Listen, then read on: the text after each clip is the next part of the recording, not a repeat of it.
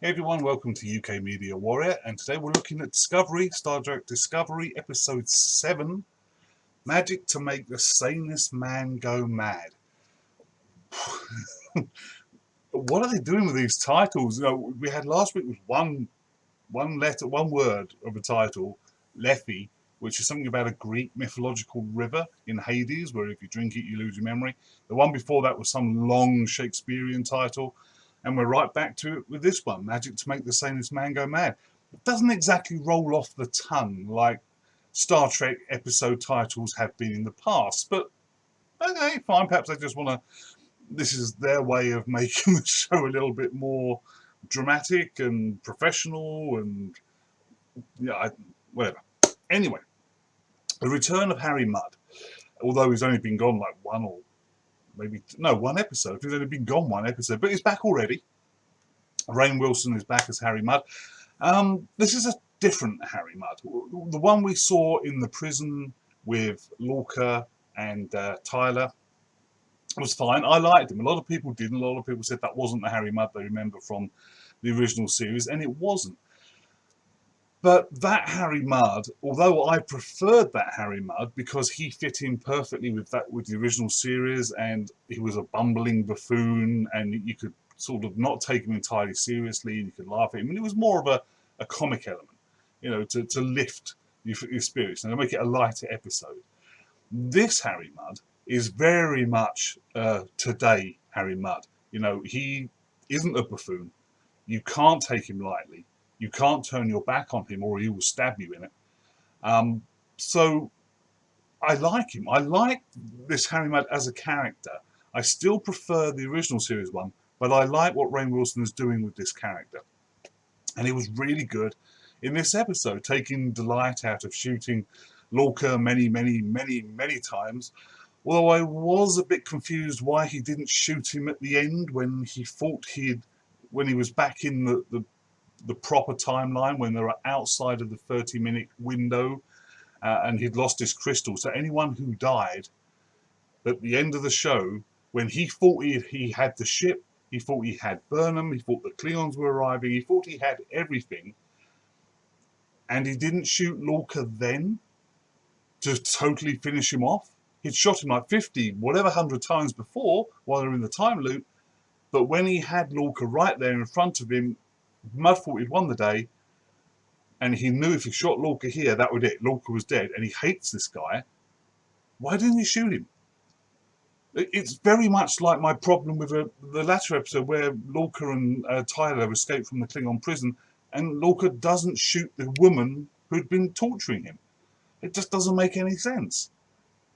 But anyway, overall, another one of Discovery's best episodes. It's a time travel Groundhog Day episode. They've done them before in Star Trek. It's a tired and old, worn-out trope in sci-fi. Sometimes it's done well, sometimes it's done not so well. This one is very much like Cause and Effect, which is an episode of The Next Generation, which is one of my favourite episodes of The Next Generation. It was fantastically done. And this is well done. This is slightly different because unlike Cause and Effect, which was they were stuck in this constant time loop where the Enterprise kept blowing up because it kept hitting another starship. There was no way out of it unless the crew came up with a solution. In this one, it's controlled. Mudd has control. He can end it any time he wants. This isn't going to keep going on until the good guys figure it out. This is something that's in control. Mudd's got total control over. He can end it whenever he wants. And that's one of my annoying little things on this one. Although I like this episode, and like I say, it's one of Discovery's best so far, Stamets, who is outside of the time streams, who's the only crew member of Discovery that can tell that they're constantly reliving the same 30 minutes over and over again, seems to be taking his god-awful time about coming up with a solution to it. He knows that Mudd's after something. He knows that there's a finite amount of time, a finite amount of loops that he's got to figure this out before Mudd gets what he's after, and that's it. And yet he's messing around, dancing with Burnham and telling her about his backstory with his boyfriend. and all the time spent at the party. It just felt like he thought he had all the time in the world. Where if this was, like I say, like something like Cause and Effect, the Next Generation episode, yeah, he could have taken as long as he wanted, taken as many time loops as he wanted to fix this problem. But he didn't have that. He was on the clock. He was up against it. If Mud gets there first, everyone's dead. And yet he just didn't seem to care. He just wasn't taking it that seriously. So that was a bit of a bug. But the writing on this episode was actually pretty good. Some of the dialogue, especially between Ash and Burnham, was good.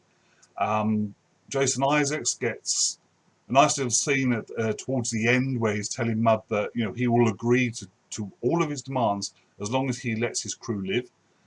He doesn't want to. He doesn't want to go through the same thing he did before, where his crew died and he survived.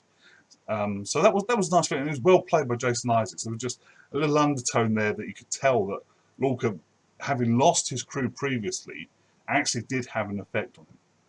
So that was good. That was great. What else? What else did I like?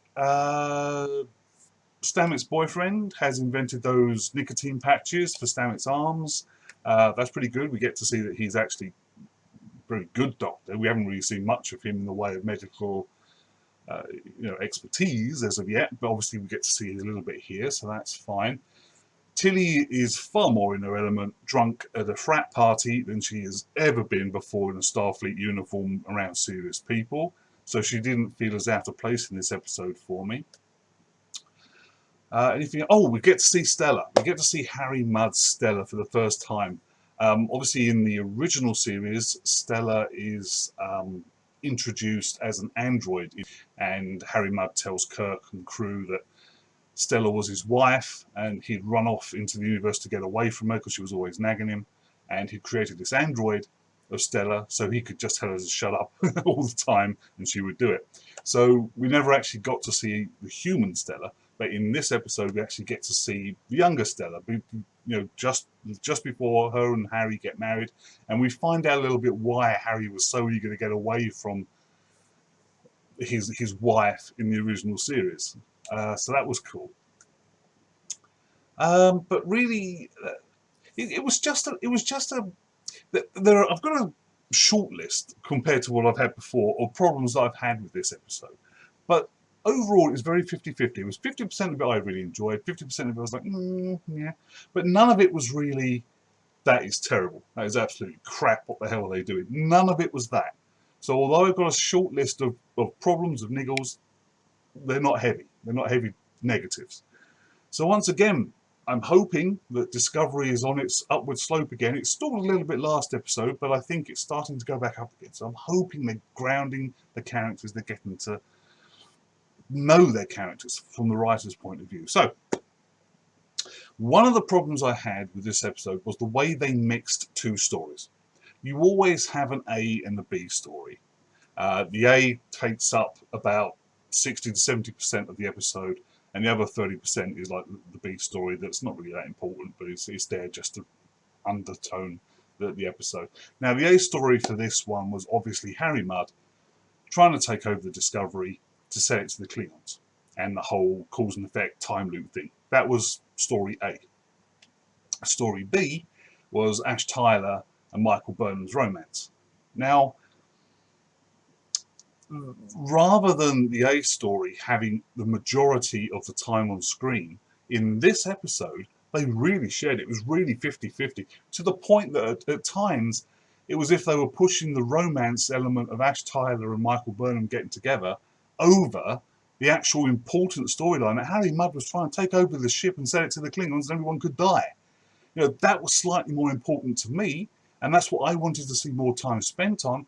But instead, they kept giving us all this time of Tyler and Burnham dancing in the party, talking at the party, drinking at the party, in the lift, in the corridors talking. I was like, yeah, it mixed the two fine, but you've got a main, solid, important, deadly serious A storyline here. Focus on that. And don't keep pushing the Ash Tyler and Burnham storyline. Next Generation, DS9, Voyager spent seasons, entire seasons, building up romances between crew members. And yet Discovery, in 2 episodes, have sort of like shoved Tyler and Burnham together so hard that it's like they're rushing through this. It's like, we've got to get these 2 characters together. We've got to let everyone know that they're in love. We've got to get that out there fast. 2 episodes, 3 episodes tops. We've got to get that across. No, you don't. You can take your time. Let it breathe. It just feels rushed and artificial right now. So I didn't like that. That was annoying to me. Michael Burnham grew up from a very young child under Sarek's, being her mentor, under his tutelage, living in Vulcan society. She grew up as a Vulcan. Fine. And yet she spent 7 years on the Shenzhou with humans and other aliens. And yet she's never been in love. In 7 years outside of, well, even if she was, Vulcans fall in love, yes, it's an emotion, but they still feel emotions. They just control their emotions. That's something that some people get confused about. Vulcans aren't emotionless. They don't just not have them. They still have emotions, but they keep them locked down. They keep them inside. They keep them controlled. They don't let them control how they react in the world. So Vulcans can fall in love, and it is an emotion they understand. So, and especially as Burnham was a human growing up in Vulcan society, there was no reason that she couldn't have fallen in love with a Vulcan or felt the emotions. Even if she didn't show them, she could have felt the emotions of falling in love while she was a Vulcan, especially when she was growing up through her teen years. But okay, let's say she didn't for some strange reason. But okay, she spent 7 years on the Shenzhou, learning to become a human again. And nobody she met on the Shenzhou or while on shore leave or anywhere in that whole 7 years, nobody attracted her. Nobody made her start to have these feelings at all, until Ash Tyler suddenly sits down in the mess room and holds it at his hand to shake her hand, and she's like, "Oh, I like you." Really? No. Jason Isaacs had a pretty easy ride on this episode. Didn't have a lot to do. But again, what he did have to do, the guy is just such a perfect actor. He's just so good that even if he's not in the show for any particular time or he hasn't got anything heavy to deliver, he still gives you his A game every time. So Jason Isaacs in this, Law Crew in this was great. I loved him. Cause and Effect, we've already gone past that. The frat party. It really did strike me as a frat party. I was expecting there to be some guy in the corner with a bong or, playing beer pong or something. It was like a 1980s frat party movie. It really was. And to see it on Discovery, a futuristic science fiction show, and this is how they kick back with flashing disco lights in the windows and disco music and streamers and getting pissed in plastic cups, with drinking plastic cups. It's like, okay, I guess, fine. I just figured by this point in our history, I mean, we never saw anything like this in Enterprise, which was 90 years about 90 years before Discovery. And that went on for 3 seasons, and we saw parties in Enterprise. And they didn't have this sort of frat party look to them, but fine, if that's what they wanted. It just seemed a little bit out of place, but cool. I mean, it was fun. I liked watching it, especially Tilly. Like I say, this is Tilly's environment. This is where she shines, and she doesn't look out of place. So I actually liked Tilly in this one. So that was fine. Stamets. This was a Stamets-heavy episode, and he is. I've always liked the actor. Even when he was playing Dick Stamets, really annoying Dick Stamets. He was a good actor then, but now he's playing hippie, happy-go-lucky Stamets. He's still really good, and he was really good in this episode. How he came across, like I said, some of the dialogue he had with Michael Burnham was fine, even though I didn't like I said earlier, that he was taking his time trying to solve this problem. Some of the dialogue he had would have been okay, perhaps, in another episode where he wasn't against the clock. But I love the way he's portraying this hippie version of Stamets. It just brings a smile to my face. So that's cool. The Gorgamander, the space whale, yes, they're in nearly every science fiction TV show or movie, and we have one here, the Gorgamander, on the endangered species list. When it was first beamed into the cargo bay, the first thing I thought was, my God, this is Falcor out of Neverending Story, but they've just shaved all of his fur off. My first, they beam him in, the beaming effect disappears and he sort of sags, and I thought he had like 2 floppy ears on the side of his head. That's what I thought. It's Falcor from Neverending Story. If you don't know who Falcor is, Neverending Story is a good kids film, actually. I loved it back in the 80s. Go and have a look. Google Falcor the Dragon, and you'll probably see what I mean.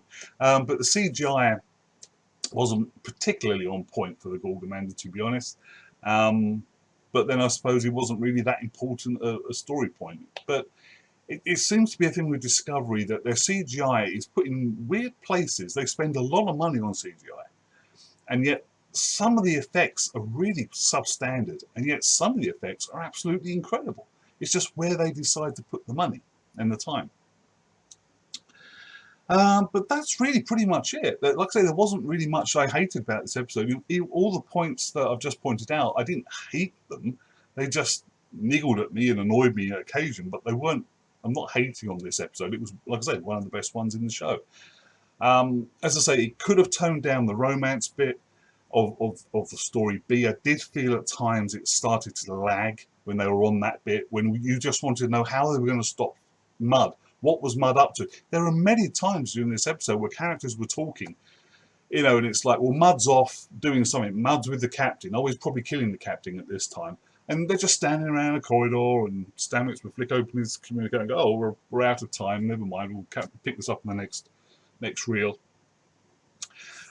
Another little small niggle. When Stamets said to Burnham, tell me one of your deepest secrets that nobody knows, so that next time around I will just tell you this and you will know that I'm serious. And she comes up with, I've never been in love. A lot of people could say that about themselves. A lot of people say, I've never really been in love. It's rather vague. If this was a life and death situation and somebody said to me, I need something that nobody else knows about you, ever, something that you can tell me that I can then relay back to you in the next time loop and you will take me deadly serious, I think I could come up with something a little bit better than something as vague as I've never been in love before. So that was a bit odd. But anyway, that's it for my review of this episode. Like I say, not a bad episode. Few niggles, few problems, but it wasn't bad. I'm going to give this one another 7 out of 10. I've given a couple of Discovery 7 out of 10s up until now, but I'm leaving room because I'm hoping that they're going to knock it up a bit as they move further into the series. I mean, we're on episode 7 now. We're only about halfway through, so I'm hoping as we get closer towards the end, they're going to keep pushing and come up with better storylines. But anyway, that's it for now. Thank you very much for watching. If you enjoyed this review, please share it on your Facebook maybe, or subscribe to my YouTube channel. But until next time, thank you guys so much. Take care. See you later.